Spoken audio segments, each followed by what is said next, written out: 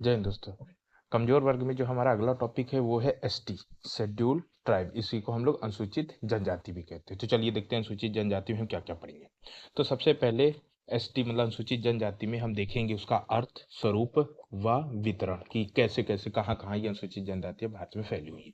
तो अर्थ, स्वरूप और वितरण। फिर क्या देखेंगे कि अनुसूचित जनजाति की समस्या। अब भाई अनुसूचित जनजाति है, उनकी समस्याएं होगी तभी तो फिर उसका निवारण करने के लिए हम सरकारी प्रयास करेंगे, तंत्र का गठन करेंगे। समस्याएं ही नहीं है तो जरूरत नहीं, तो उनकी हम समस्याएं देखेंगे। उसके बाद है जनजाति समस्याओं के समाधान हेतु। आप देखिए हमेशा याद रखिएगा 3 प्रकार के समाधान होते हैं। एक नीतिगत समाधान, नीतिगत समाधान जिसके तहत हम आगे के कार्यक्रम योजना बनाते हैं। दूसरा होता है संवैधानिक एवं वैधानिक प्रयास। संवैधानिक प्रयास, वैधानिक प्रयास। संवैधानिक प्रयास मतलब संविधान निर्माताओं ने संविधान में लिखा है उनके लिए कुछ स्पेशल प्रावधान, वो पढ़ते हैं। और वैधानिक प्रयास मतलब कि संसद या विधानमंडल जो उनके लिए अलग से कानून बनाती है उसको पढ़ा जाता है। फिर उसके बाद आता है जनजाति समाधान हेतु योजनागत प्रयास। ऐसे ही समझ लीजिए कि नीतिगत प्रयास के तहत हम जो नीतियां बनाते थे उसी को लागू करने के लिए हम योजनाओं का निर्माण करते हैं। तो ये हो जाता है अपना योजनागत प्रयास। तो चलिए सबसे पहले देखते हैं अर्थ, स्वरूप व वितरण। क्या क्या क्या जनजाति का अर्थ, स्वरूप, वितरण। तो सबसे पहले एसटी, एसटी का अर्थ तो क्या है।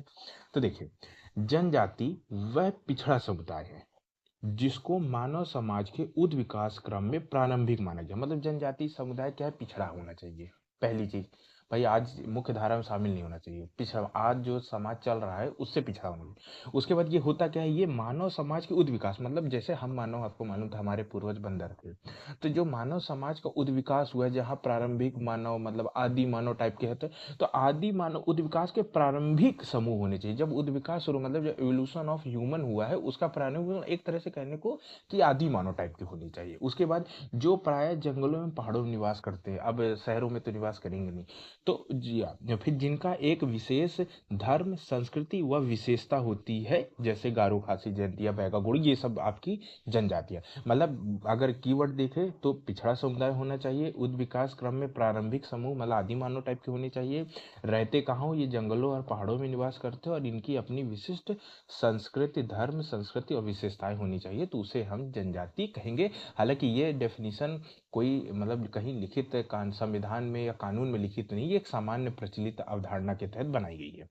उसके बाद देखिए संविधान में इसकी कोई परिभाषा नहीं। मैं आपको बताया कि संविधान में ना तो इनकी कोई परिभाषा दी गई है कि कैसे होंगे जनजातियां, ना तो जनजातियों के नाम का उल्लेख है कि भाई इनको जैसे गोंड है, बैगा, इनको हम जनजाति, ऐसा कुछ नहीं है। ठीक है, संविधान में अब कुछ नहीं है तो क्या है, तो वो बता रहा है कि संविधान में हम भाई अब संवैधानिक प्रयास में हम देखेंगे तो कुल मिला के संविधान क्या कहता है इनके बारे में। तो अनुच्छेद 366-25 मतलब 366 अनुच्छेद का जो 25 खंड, तो 366-25 के अनुसार वो क्या बोलता है कि कोई जाति या जनजाति समुदाय या कोई भाग या समूह, मतलब कोई पूरी जनजाति या उसका कोई भाग, समूह, ठीक है, जिसे राष्ट्रपति, याद रखिएगा ये बहुत इंपॉर्टेंट है, राष्ट्रपति द्वारा अनुच्छेद 342 के तहत अधिसूचित किया जाता है, उसे अधिसूचित अनुसूचित जनजाति कहेंगे। मतलब कि आपके संविधान का 366-25 ये कहता है कि अनुच्छेद 342 का प्रयोग करके राष्ट्रपति जिसे कह देगा कि ये अनुसूचित जनजाति है वही अनुसूचित जनजाति हो जाएगी, सरल शब्दों में।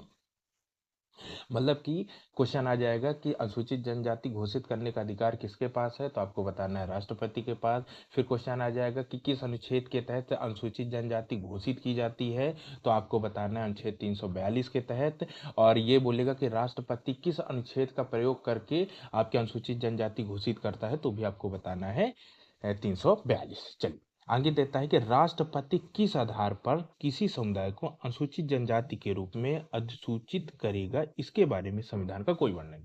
अब भाई आपने तो कह दिया है कि राष्ट्रपति अनुसूचित जनजाति घोषित करेगा, वही बताएगा, लेकिन किस आधार पे वो बताएगा, उसको तो आत्मज्ञान हो नहीं जाएगा, तो वो किस आधार पर बताएगा इसका भी संविधान कोई उल्लेख नहीं करता, कुछ नहीं बताता कि किस तरह होगा।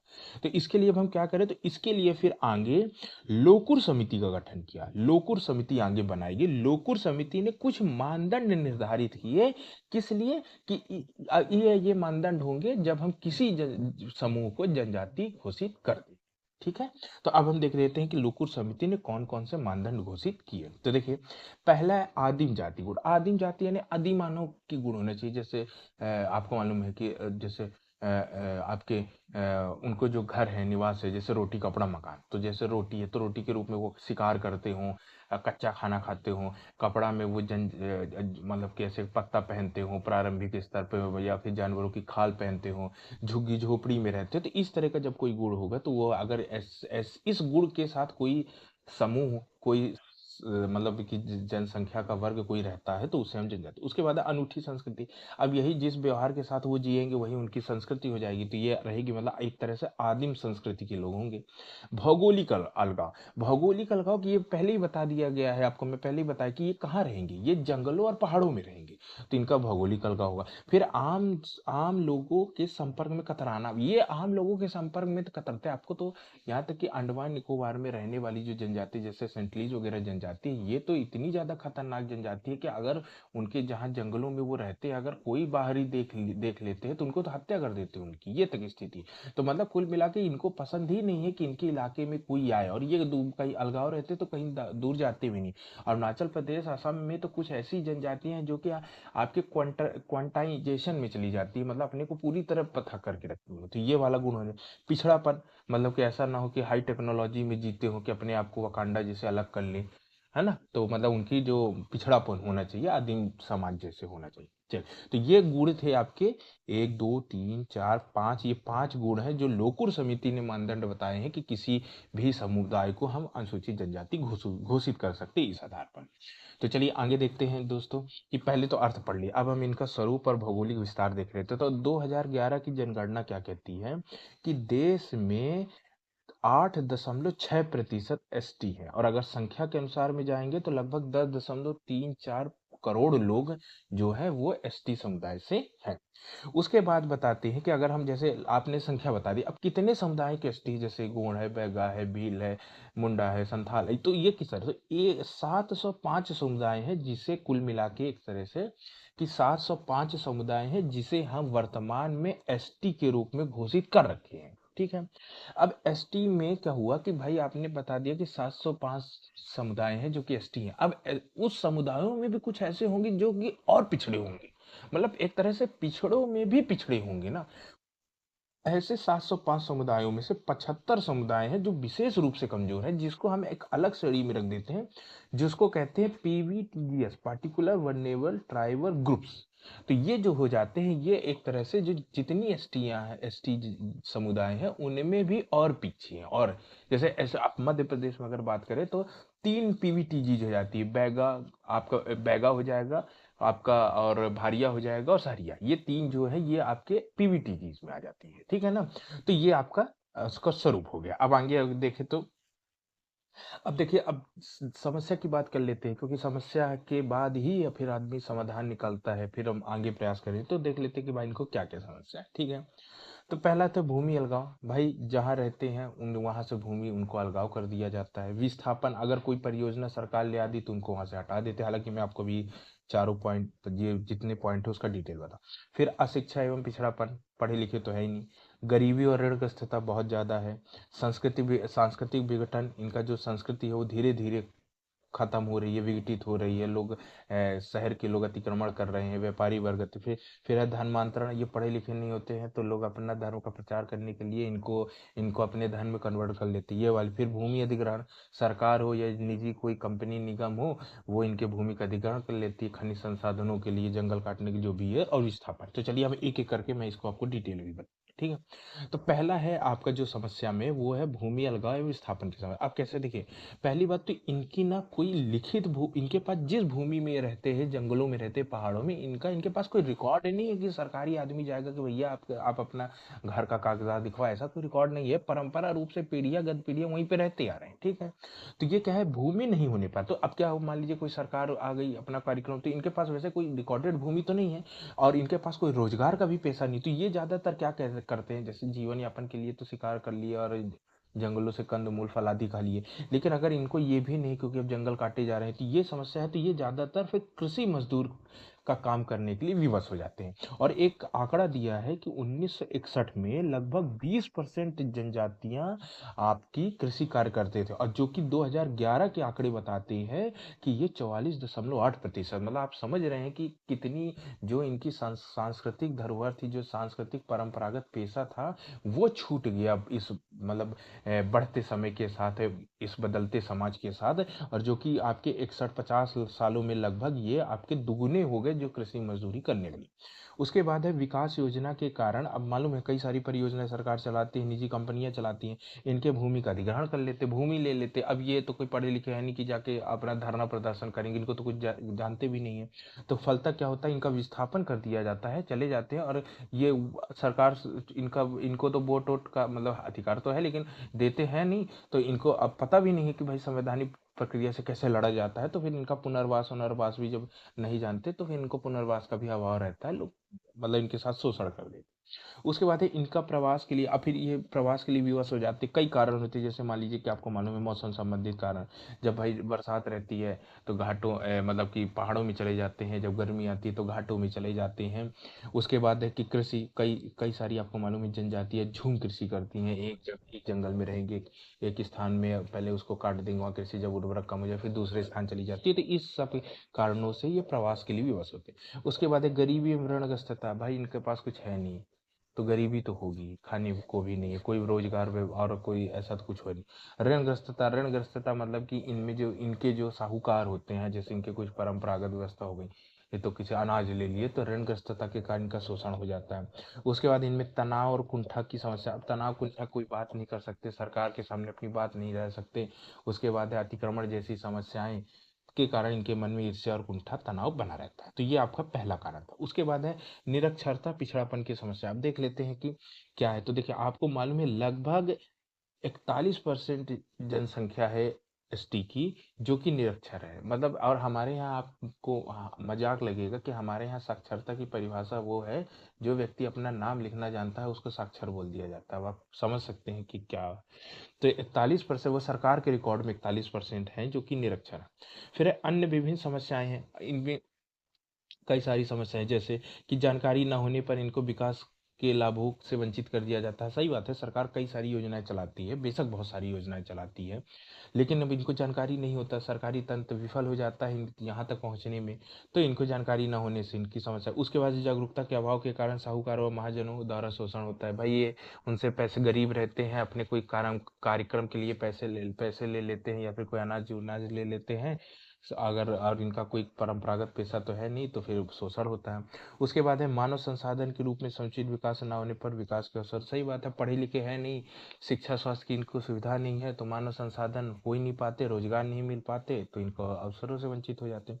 फिर है रूढ़िवादिता, फलता इन पर दूसरा। अब ये रूढ़िवादी है, ये मतलब कि परंपरागत रूप से जो मान्यताएं हैं वही का पालन कर रहे हैं, मतलब ये चाहते भी नहीं है कि ये डेवलप हो, हालांकि पता भी नहीं है और इन तक सुविधाएं भी नहीं, तो एक तरह से ये इनका विकास हमेशा दुष्प्रभावित रहता है। ये दूसरा। अब तीसरा कारण है गरीबों में ऋणग्रस्तता। अब ऋणग्रस्तता वाली समस्या, तो पहला है कि ये बंधुआ मजदूरी भूमि से गाँव में सब। अब आपको मालूम है कृषि पेशा करते हैं, फिर इनको बेवकूफ बना के बंधुआ मजदूरी में इनकी जनसंख्या सबसे ज्यादा लगी हुई है। भूखमरी, कुपोषण, फलता बीमारी से, अब भाई खाने को है नहीं, कुपोषण के शिकार है। छोटी मतलब यहाँ तो इनमें मलेरिया तक हो जाता है, तो इनके लिए तो मलेरिया महामारी जैसी कोरोना टाइप का हो जाता है, तो बहुत सारी जनसंख्या साफ हो जाती है। तो ये वाली स्थिति। उसके बाद है उसके बाद जो सबसे मतलब कि दयनीय स्थिति इनकी, कि जो जनजाति महिला है वो वेश्यावृत्ति और यौन संबंधी बीमारियों से। भाई अब जैसे इनमें पुरुषों में कोई रोजगार है नहीं, खेती किसानी शिकार कर लें तो चाहिए, तो फिर ये क्या है, इनकी जो महिला है वेश्यावृत्ति कर में उतर जाती है, वेश्यावृत्ति करने के लिए विवश हो जाती है। या फिर अनैतिक और वेश्यावृत्ति के कारण संबंध बनाते, तो इनके अंदर यौन मतलब एक तरह से बीमारियां इनके समुदाय में बहुत ज्यादा घातक है, इनकी जनसंख्या को साफ कम कम करने के लिए। उसके बाद अगर सांस्कृतिक क्षरण और विलुप्तता की समस्या देखिए, अगली चौथी, तो देखिए आपको मालूम है कि सांस्कृतिक का क्षरण होता जा रहा है। क्यों क्षरण होता जा रहा है? क्योंकि एक अतिक्रमण हो रहा, अधिक इनकी जमीन का अधिग्रहण कर लेते हैं, ये प्रवास के लिए दूसरे स्थान पे चले जाते हैं। तो जो इनका परंपरागत है, जैसे मान लीजिए कि इनके कई सारे देवता हैं, तो इनके वृक्ष में रहते हैं, कई छोटी छोटी मंदिर या दूसरी जगह चले गए, तो इनकी संस्कृति का क्षरण हो जाता है। तो ये वाली स्थिति, तो इनके मतलब एक तरह से संस्कृति का क्षरण हो जाता है तो पहचान संकट बना हुआ है। उसके बाद है जाति नृप जाति मतलब जनजाति नृप जातिता वृद्धि। नृप जाति का मतलब होता है इनका जो शारीरिक बनावट है और इनका जो तरीका है, उसके कारण क्या होता है कि नृप जाति संघर्ष, क्योंकि लगभग सारी जनजातियां तो एक जैसी दिखाई देती है। कोई मतलब देख करके नहीं बता सकता कि ये बैगा का आदमी, मतलब उतना कोई बहुत एक्सपर्ट हो जनजाति मामले में तो बात अलग है, बाकी सामान्यता की बात है। तो और दूसरी बात है कि इनमें क्या होता है, इनके जिस जिस स्थान में रहते हैं सरकार वहाँ खनिज संसाधन करके भूमि का अधिग्रहण कर लेगी, कोयला खनिज निकाल लेती, इनको कोई लाभ नहीं मिल पाता है तो वो और दूसरे मान लीजिए उग्रवाद मतलब लोग इनको अपने मतलब भिड़का करके देश विरोधी गतिविधियों में शामिल कर लेते, तो उग्रवाद आतंकवाद जैसे में पढ़े लिखे तो है नहीं तो उसमें चले जाते हैं, तो ये इनके लिए बड़ी समस्या है। उसके बाद है विलुप्त होती जनजाति होते भारतीय आपको मालूम है कि जब मैंने आपको बताया था भारतीय समाज में पढ़ाया हूँ कि विविधता विविधता में एकता, ये भारतीय समाज की मुख्य विशेषता है। तो ये इनके मतलब इनके जो संस्कृति का क्षरण हो जाता है, विलुप्तता होने के कारण भारत की विविधता खतरे में आ रही है। फिर अगला देखें तो धर्मांतरण वाली समस्या। अब आपको मालूम है कई धर्म के ठेकेदार हमारे यहाँ ऐसे हैं जो जिनको सिर्फ ये लगा है कि बस इनका कैसे ही धर्मांतरण करा दे, कोई भी बेवकूफ़ बना करके लालच देकर किसी भी तरह, तो इनकी संस्कृति का क्षरण हो जाता है। जैसे कि भीलों में एक तड़वी भील होते हैं जो कि मुस्लिम संप्रदाय को फॉलो करते हैं, तो ये इस तरह हो गई। ये औरंगजेब के समय इनको धर्मांतरण कराया गया था। उसके बाद है धर्मांतरण से इनकी संस्कृति खतरे में आ जाती है, इनके पहचान का संकट हो जाता है। फिर ये सांप्रदायिकता क्या उद्भव हो जाता है, इनको पता नहीं होता है, गलत गलत चीज़ें सिखा दी जाती है और मतलब एक तरह से कट्टरता की भावना डाल दी जाती है, तो ये सांप्रदायिकता का उद्भव हो जाता है। तो ये थे आपके मूल रूप से कारण और उनका डिटेल जो आपको मैंने बताया कि ये समस्या है, क्योंकि इन्हीं समस्याओं को ध्यान में रखते हुए सरकार हर जो समस्या का कारण है उसके लिए योजनाओं का निर्माण करेगी। तो ये आपको पता होना जरूरी था। तो चलिए अगला जो हमारा टॉपिक है दोस्तों, समस्या मतलब कारण के बाद वो थे समस्या और कारण के, वो था अब जनजातियों के रक्षोपाय के लिए या उनकी समस्या के समाधान के लिए सरकार ने कौन कौन से, तो मैंने आपको पहले ही बताया शुरू टॉपिक के शुरू में कि नीतिगत प्रयास से संवैधानिक वैधानिक प्रयास योजना करते हैं। तो हम सबसे पहले देखते हैं आज पहला नीतिगत प्रयास कि सरकार ने क्या क्या नीतियां बनाई हैं इनके रक्षोपाय के लिए, इनकी समस्याओं के समाधान के लिए। तो देखिए जनजातियों की समस्या के समाधान के लिए ना मुख्यतः दो समय पर नीतियां बनाई गई हैं। अच्छे से आप इसको ध्यान दीजिएगा, ठीक है ना। तो एक एक जो नीति बनाई गई थी, तो आपको मालूम था जब अंग्रेज थे तो एक अंग्रेजों के समय नीति का बनाई, मतलब एक आजादी के पहले नीतिगत बनाई गई। अब मालूम था अंग्रेजों की नीति का मालूम शोषणवादी थी, इनको धर्मांतरणवादी थी और एक तरह से इनकी संस्कृति का हालात में हालांकि डिटेल में नहीं जाने वाला। तो मतलब इनकी जो नीतियां थी एक आजादी के पहले थी, यहाँ मैं लिख देता हूँ, एक थी जो आज़ादी के पहले थी, एक थी जो आज़ादी के पहले थी और दूसरी जो नीतियाँ आज़ाद भारत में आज़ादी के बाद, क्योंकि आज़ादी के बाद की जो नीति है ये इनके लाभ के लिए, आज़ादी के पहले तो शोषणवादी, तो जो आज़ादी के पहले की नीति थी उसको हम लोग औपनिवेशिक नीति बोल देते हैं।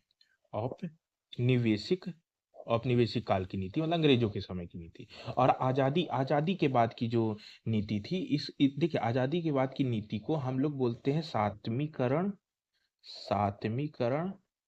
प्लस सॉरी ये यहाँ पे ये वाली जो नीति थी इसका नाम था एकीकरण की नीति। एकीकरण की मैं हालांकि आपको डिटेल भी समझा रहा हूँ, एकीकरण की नीति। और ये जो सातवीकरण की नीति थी ये आज़ादी के पहले औपनिवेशिक काल की थी। सातवीकरण की नीति कब की थी? सातवीकरण की नीति औपनिवेशिक काल की थी, पृथक्करण की नीति, ठीक है ना। अब मैं आपको एक एक बता रहा हूँ कि क्या। ये देखिए तो देखिए दो समय पर नीतियां बनाई, एक थी आज़ादी के पहले जो कि औपनिवेशिक अंग्रेजों के समय थी नीति। ये नीति में दो तत्व थे, एक थे सात्विकरण, एक था पृथक्करण। पृथक्करण का मतलब सीधा है कि समाज से इनको अलग करके रखो, समाज से अलगाव, पृथक्करण कि भाई वो वैसे भी अलग ही रहते हैं पर फिर भी नीति में ये था कि इनको अलग करने दो, इनको कभी मुख्य धारा में शामिल नहीं करना, ठीक है। तो पृथक्करण। अब देखिए सात्विकरण क्या होता है, ये शब्द इंपॉर्टेंट है आपके प्लीज। देखिए सात्विकरण का मतलब होता है जैसे मान लीजिए कई सारी जनजातियां हैं, ठीक है। तो अंग्रेज क्या चाहते थे कि इन जनजातियों को हम क्या कर देते हैं, मिक्स कर देते हैं। जब हम इन जनजातियों को मिक्स कर देंगे कि मतलब सारी जनजाति को ला करके एक निश्चित जगह में आप रख दें, उन्हीं को वहीं पे निवास कर दो, ठीक है। तो इससे क्या होगी कि इससे इनकी जो संस्कृतियां है ना वो मिश्रित हो जाएगी। जब ये संस्कृति मिश्र मतलब इनकी सारी संस्कृतियां जीवन मिश्र हो जाएगा तो एक मिश्रित संस्कृति का निर्माण होगा। और जब ये मिश्रित संस्कृति का निर्माण करेंगे तो इनकी व्यक्तिगत पहचान खो जाएगी। मतलब इनकी क्या हो जाएगी, इनके पहचान, ये अपनी पहचान खो देंगे, इनका पहचान का संकट आ जाएगा। जब ये इनके पहचान का संकट आ जाएगा तो फिर हम इनका बराबर, अंग्रेजों की बात बता रहा हूँ, तो हम इनकी इनके जितने भी जंगल हैं उनको उससे उनको काट करके अपने आर्थिक रूप से लाभ ले, या इनके स्थान में रहने वाले जो भी खनिज पदार्थ उनका यूज कर सकते हैं इनको। फिर जब ये एक तरह से जब कुल मिला के ऐसे समझिए, जब ये मिक्स हो जाएंगी, इनकी संस्कृति पहचान हो जाएगी तो इनके अंदर कट्टरता कम हो जाएगी। मतलब सीधी सी बात है, जब आपको आपकी संस्कृति के बारे में पता ही नहीं रहेगा कि हमारी मूल संस्कृति क्या है तो कट्टरता, जब ये कट्टरता कम हो जाएगी तो ये अंग्रेज सरकार के विरुद्ध गतिविधियों में भाग नहीं लेंगे। क्योंकि आपको मालूम था व्हील विद्रोह हुआ था, मुंडा विद्रोह हुआ था, फिर आपको मालूम है कि आपका आरआर मतलब वो मतलब आंध्र प्रदेश में आपका विद्रोह हुआ था मतलब रामल्लू राजू के नेतृत्व में। तो मैं आपको बता रहा हूँ बहुत सारे आप जब देखेंगे अंग्रेजों के समय बहुत सारे जनजाति विद्रोह हुए थे, कोल विद्रोह हुआ था, बहुत सारी जनजाति। तो जनजाति विद्रोह इसीलिए तो हुआ क्योंकि उनको लगता था कि अंग्रेजों को लगता, जनजातियों को लगता था कि अंग्रेज हमारी जमीन में कब्जा कर ले रहे हैं, हमारे संस्कृति का मतलब हमारी जो संस्कृति धार्मिक परंपरा उसको नष्ट कर रहे हैं और उनके खनिज संसाधन निकाल रहे हैं, जंगलों को काट रहे हैं। तो ये सब के कारण तो यही चाहते थे कि इनका सात्विकरण पृथक्करण की नीति का उद्देश्य था कि जितनी भी जनजाति विद्रोह हो रहे हैं उन जनजाति विद्रोह को रोकने के लिए वो उनको पृथक्करण करके उनका सात्विकरण करना चाहते थे। अभी मैं आपको और डिटेल अभी मैं इसको पढ़ाऊंगा, अभी तो मैं आपको टेलर टाइप का दे रहा हूँ, ठीक है। उसके बाद है आपका आजादी के बाद। देखिए आजादी के बाद की जो नीति थी ये एकीकरण की नीति थी। एकीकरण की नीति जस्ट सातवीं और पृथक्करण की उल्टी थी, ठीक है। एकीकरण में ना उनको विकास के लिए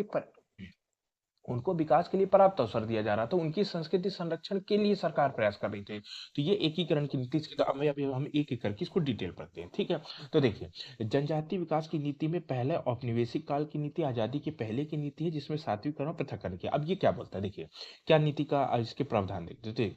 जनजातियों से संबंधित सात्विकरण पृथक्करण की नीति क्या थी, अव्यवहारिक एवं अतार्किक। कैसे थी, क्योंकि मैंने आपको समझा दिया कैसे थी। क्योंकि ये क्या चाहते थे, ये अगर मैं इसको सिंपल वर्ड में इनका अगर मैं आपको बताऊं तो ये जैसे मान लीजिए कि कोई कोई ऐसे मान लीजिए कि कोई एक मोमबत्ती है, मान लीजिए कि एक मोमबत्ती ऐसे है, ठीक है, और एक ही वो मोमबत्ती, और मान लीजिए कि एक मोमबत्ती ऐसे है, ठीक है। तो ये क्या करना चाहते थे, इस मोमबत्ती को पिघला करके ये चाहते थे कि हम इस तरीके की मोमबत्ती बना दें, इस तरीके। और अगर मैं इसको इस भाषा में बोलूं तो जैसे मान लीजिए ये कोई एक जनजाति होगी और ये कोई एक जनजाति होगी, तो इसको मिश्र करके एक नई मिश्रित संस्कृति वाली जनजाति बनाना चाहते थे जो कि अपने मूल स्वरूप से इन स्वरूप से बिल्कुल भिन्न होती थी। आप समझ गए, मतलब कि जनजातियों को एक करके एक मिश्रित जन सांस्कृतिक वाली जनजाति का निर्माण करना जो अपनी सांस्कृतिक परंपरा को, उनके मूल स्वरूप को खो चुके हैं, जिससे विद्रोह नहीं होगा अंग्रेजों का, ठीक है। तो अब ये क्या है, ये अव्यवहारिक और अतार्किक, आप इनका पहचान खो रहे हैं। इससे क्या हुआ, फलता क्या हुआ, स्वतंत्रता प्राप्ति के समय जनजातीय समुदाय में अनेक समस्याएं ग्रसित हो गई। अब फिर विद्रोह भी किए इन्होंने समस्याओं के कारण। फिर फलता जनजातीय विकास का जो लक्ष्य था वो बाद में जब देश आजाद हो गया तो फिर जनजातीय विकास के लक्ष्य को प्राप्त करने के लिए सरकार ने फिर नई एकीकरण की नीति लाई। तो आप देखते हैं कि एकीकरण की नीति है क्या। तो देखिए जनजातीय विकास हेतु जो एकीकरण की नीति, ये आजादी के बाद की नीति है। तो अब इसकी नीति का मैं आपको बताता हूँ कि ये नीति क्या है, ठीक है। तो देखिए जनजाति को अब ये क्या है, ये वो बताया ना, सात्विकरण पृथक्करण की नीति क्या कहती थी कि इनको भाई समाज से अलग रखो। लेकिन ये एकीकरण की नीति कहती नहीं, इनको विकास की मुख्य धारा में शामिल करना है, मतलब इनका भी विकास होना चाहिए। और आज आप देखिए ना, आपको कई सारे जैसे कोल विकास अभिकरण मिलेगा, भील विकास अभिकरण, बहुत सारे विकास अभिकरण, जनजातियां हैं अलग से, आपको मालूम जनजाति अधिनियम बनाएगा। मतलब अभी तो मैं आपको खूब इसको डिटेल बताऊंगा तो कोई दिक्कत नहीं है। तो यहाँ पे देखिए जनजाति को विकास के लिए मुख्य धारा में शामिल करने पर बल दिया गया।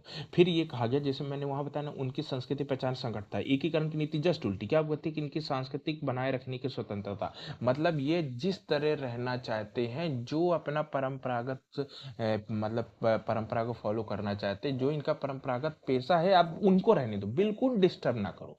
आप एक तरह से एक तरह से ऐसे समझिए कि जो भी जनजाति है आप उनमें कोई माइनस नहीं करना, आप बल्कि उनको प्लस कर दो, उनमें शिक्षा दे दो, उनमें स्वास्थ्य दे दो, उनको जागरूकता जागरूकता के लिए अभियान मदद कर दो, आप उनमें ऐड करो, उनमें जो है ना उनमें माइनस नहीं करना है, ठीक है ना। तो ये क्या होगा, ये सांस्कृतिक पहचान रखने की स्वतंत्रता पर बल। उसके बाद क्या है, इस हेतु जनजाति एकीकरण के संदर्भ, हाँ या ये याद रखिए बहुत इंपॉर्टेंट है कि इसके लिए जनजाति मतलब एकीकरण की नीति के तहत नेहरू जी, पंडित जवाहरलाल नेहरू प्रधानमंत्री हमारे पहले, इन्होंने पंचशील का सिद्धांत दिया था। याद रखिएगा पंचशील, ये सीधे पूछेगा कि पंचशील का सिद्धांत संबंधित है तो आपको याद रखिएगा जनजातियों के विकास के लिए। और हालांकि एक और पंचशील का सिद्धांत है जो वो चाइना और भारत ने मिलकर के पंचशील का सिद्धांत निकाला था, वो अलग है। ये पंचशील का सिद्धांत अलग, ये पंचशील का सिद्धांत क्या है, ये जनजातीय एकीकरण नीति के तहत था। अब ये पंचशील का सिद्धांत में 5 सिद्धांत बताए गए। अब मतलब नेहरू जी ने 5 सिद्धांत कौन कौन से दिए और यही एकीकरण नीति का प्रावधान भी है। जो कौन कौन, पहला कहा जनजाति का विकास उनकी प्रकृति के अनुसार होगा और उन पे कुछ भी नहीं थोपा जाएगा। भैया जबरदस्ती करने की जरूरत नहीं है, आप उनको पॉजिटिवनेस दो, शिक्षा स्वास्थ्य दो, ले तो ठीक है, नहीं ले तो जैसा वो जीना चाहते हैं जीने दो, छोड़ दो, ठीक है। उसके बाद दूसरा क्या बोला कि जनजातियों के विकास उनके समाज और संस्कृति के साथ सामंजस्य बना के रखेंगे। सामंजस्य मतलब कि आप कुछ भी करना चाहते हो, आप उनमें मतलब कि कृषि के नवीन तकनीक ऐड करना चाहते हैं तो पुरानी तकनीक को खत्म नहीं करना है, पुरानी तकनीक में ही मॉडिफाई कर दो, ठीक है ना। तो मतलब कि आप जो भी जनजाति के विकास करेंगे उनकी संस्कृति को हर्ट नहीं होना चाहिए, वो खत्म नहीं होना चाहिए, उसके साथ आपको सामंजस्य बना के रखना है, कोऑर्डिनेट करना है। तीसरा क्या बोलते हैं कि इनके जनजाति क्षेत्र के विकास और प्रशासन हेतु बाहरी लोगों का उपयोग कम से कम दो। अब जैसे क्या हुआ मैं आपसे बताऊं, भाई जनजाति लोग रहती, अब उनको पता चला कि अब आपको मालूम है कि जनजातियां तो जैसे भारत की जनजातियां हैं और जो शहर में बाहर उनके जनजाति क्षेत्र के बाहर रहते उनको दीकू दीकू मतलब विदेशी, उनके लिए तो हम ही दूसरे देश के हो जाते क्योंकि अब पढ़े लिखे नहीं है ना, तो इसलिए तो वो सर ये पंचशील सिद्धांत की भैया आपको ना जैसे जनजातियों का विकास करना है ना, तो जनजातियों का विकास करने का दायित्व तो आप उन्हीं के यहाँ के मुखिया जो बड़े बड़े मतलब कि प्रतिष्ठित लोग हैं उन्हीं समुदाय के प्रतिष्ठित लोगों को दो ना। तो उससे क्या होगा, वो विद्रोह नहीं होगा, वो भाई उन्हीं का व्यक्ति बोलेगा, उन्हीं के समुदाय का व्यक्ति बोलेगा कि आपको ऐसे ऐसे करना है तो वो उसकी बात मानेंगे भी। इसीलिए अब मैं आपको बताऊंगा कि जितने भी विकास प्राधिकरण बनाए गए हैं उनमें आधे से ज्यादा लोग तो उसी जनजाति समुदाय के लोग रहते हैं, ठीक है ना। तो तीसरा क्या हुआ कि उनके विकास और प्रशासन हेतु बाहर के लोगों के नियुक्ति कम से कम यूज ले ताकि उनके अंदर डर जैसी भावना ना पैदा। उसके बाद चौथा क्या बोलता है कि जनजातियों का मूल्यांकन गुणात्मक अर्थ में होना चाहिए। गुणात्मक अर्थ में मतलब कि उनका जीवन स्तर कितना बेहतर हुआ, उनको कितने स्वास्थ्य की सुविधाएं मिल पाई है, बीमारियां कम हो पाई हैं, कुपोषण जैसी समस्या भूखमरी कम हो पाई है, ये वाली होती। फिर पांचवा बोलता है कि भूमि एवं वनों पर जनजातियों का ये तो इसके लिए तो है, तो वन वन अधिकार अधिनियम 2006 तो इसके लिए स्पेशल ही बना दिया गया कि भैया जितनी भी जनजातियों की भूमि है, मतलब जिस वन में वो रहते हैं उनको उनका उन्हीं का मालिक बना दिया गया और वो सामुदायिक संपत्ति होगी, किसी एक व्यक्ति की संपत्ति नहीं है, वो पूरा जंगल उनकी सामुदायिक सरकार अधिग्रहण ही नहीं करेगी। लगभग मैंने आपको भारतीय समाज वाले टॉपिक मैंने आपको लैंड एक्वाइजिशन वाला अधिनियम 2013 का समझाया था, मैंने उसमें बताया कि सरकार कोशिश करेगी कि ज्यादातर जो भी भूमि अधिग्रहण जनजाति क्षेत्रों में उसको टाला जाए, ठीक है ना। तो ये जो आपका मतलब भूमि अधिग्रहण के अधिकारों की पूरी तरह मान्यता दी, इसीलिए आप देखेंगे कि जो बैगाओं के लिए स्पेशल बैगा चेक बना दिया गया है ताकि कोई दिक्कत ना हो, ठीक। तो ये आपका था, ये आपका जो मैंने आपको नीतिगत प्रयास बताए थे जिसमें आपका औपनिवेशिक काल की नीति जो कि आपका सात्विकरण और पृथक्करण पर आधारित थी, और आपका अगला था आपका ये आज़ादी के बाद की जो जनजाति विकास नीति है वो है एकीकरण की नीति। ये मैं उम्मीद करता हूँ दोस्तों आप लोग को पूरा समझ में आ गया होगा। और अगर आपको वीडियो पसंद है तो वीडियो चैनल को सब्सक्राइब करिए। जय हिंद।